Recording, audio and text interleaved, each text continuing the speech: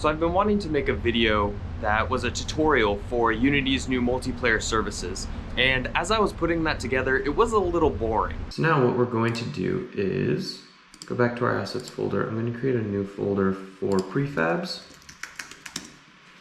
So instead I decided, hey, maybe I should just give a review of my experience with the services while I'm on a cruise ship.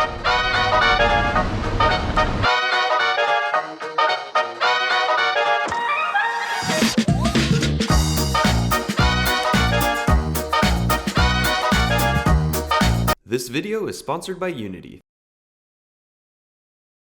So just so you have a little more context, here's the small project that I created using Unity's multiplayer frameworks. You can start a new game or join an existing one by entering a join code, and once you're in, you play as a tank. You can move around and shoot projectiles, and your goal is to destroy enemy tanks that get randomly spawned in around and are headed toward the center of the screen. And that's it! It's a super basic project, but it's fully functional. I used the netcode for GameObjects framework to make it multiplayer, and I used Unity's relay service to make it available to the World Wide Web. So I got up at 5:45 a.m. because I wanted to try and beat the crowd, but it's surprisingly difficult to try and find a corner of this ship where people aren't already filling up all the seats.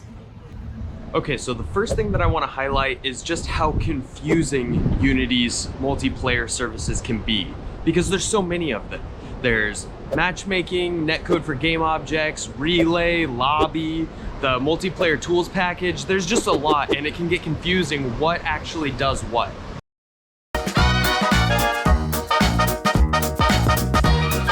One thing I found is that the documentation is actually really great. There's a lot of supporting documents, there's a lot of code snippets that you can copy and paste, and it makes it really easy to follow along and figure out what you're doing. My next major takeaway was to begin to think in a server authoritative manner. And so that means thinking in a way where you have a server who's in charge of everything and clients that connect to it. So when I was setting everything up, there were a lot of things that only the host can do. So clients that connect to the server or to the host, they aren't allowed to spawn objects, they aren't allowed to destroy objects. So you need to use a lot of the built-in checks like is host or is owner that will allow you to do the kind of functions that you want.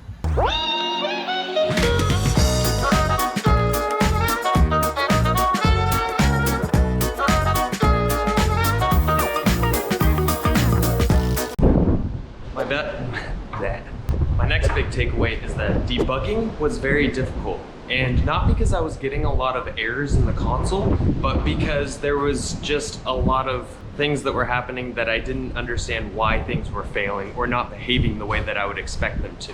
Wow, she's pretty foggy out. Pretty foggy. So basically this just meant that I would hit play and I would put two builds of my game up, and I would see something that was working on the host but wouldn't necessarily work on the client, and there were no errors, and I wasn't really sure what was going on. Most of it turned out to be issues with trying to do things that only the host was allowed to do.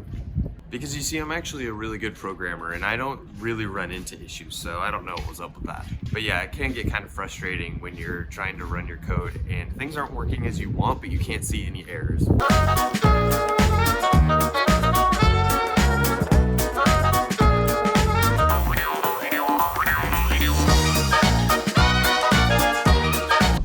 My next major takeaway is to optimize to reduce latency.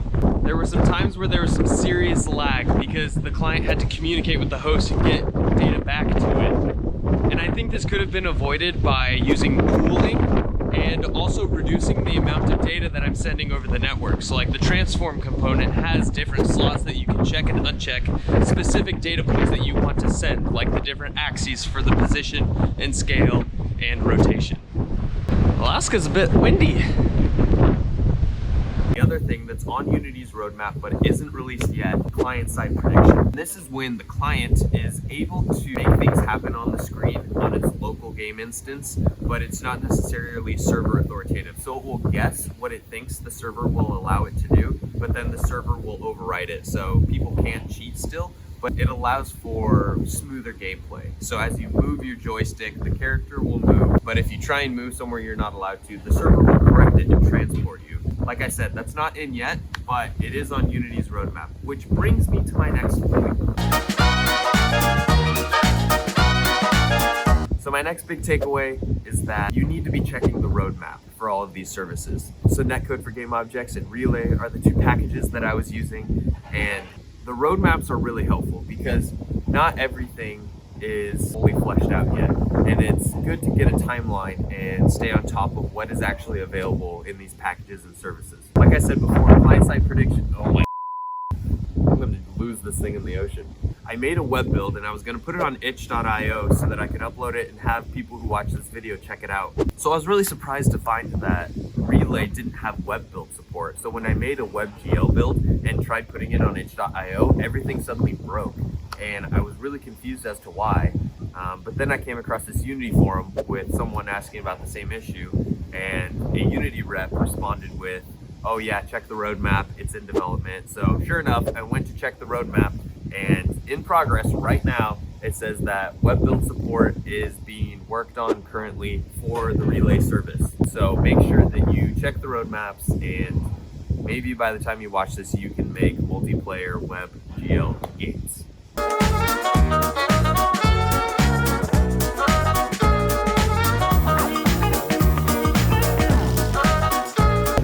Okay, the spot might be too windy, but we'll give it a shot. My next takeaway is that Relay is very easy to use.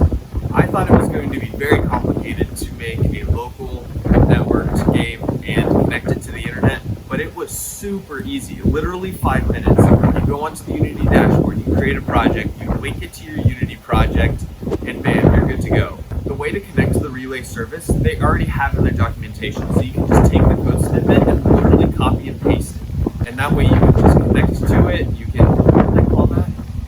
I can't remember the term that you get, but some sort of allocation. Yeah, so you get an allocation in the code, it gives you a join code, and then if you want to connect as a client, you just type in that join code, and it does it all for you. It's only a few lines of code, it's all there for you, literally copy and paste it.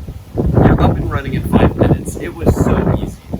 And the other cool thing about Relay is that you get 50 concurrent players for free. That means you can get your mom, dad, sister, brother, grandma, aunt, uncle, cousin, like, man, they could all be playing.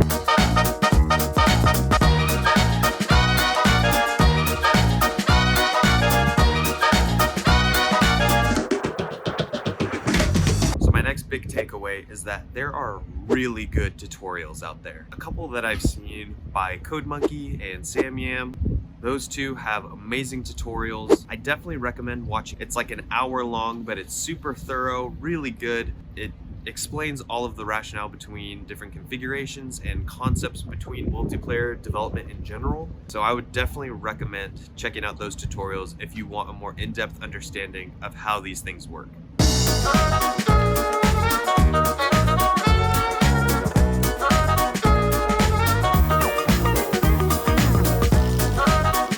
And probably the biggest takeaway that I have from all of this is that, and I wasn't expecting this, I'm actually considering using this for my own game. See, I'm making this game called Tanks But No Tanks, and it's a top-down stylized shooter where you battle and upgrade your tank in between rounds. But right now it's all local multiplayer, so you can have multiple people connect with controllers on the same hardware, but it's couch co-op. You have to be next to the person. And I never thought that I would be at the place where I would want to actually take that to a live level where people can log in and play with their friends online. But walking through the whole process made me realize that it's really feasible, and I am considering making my game an online multiplayer game. Boy, is that a bad idea. But anyway, working with netcode for game objects and also setting up the Relay service was super easy, and it just makes me want to make something cool that people can play together online.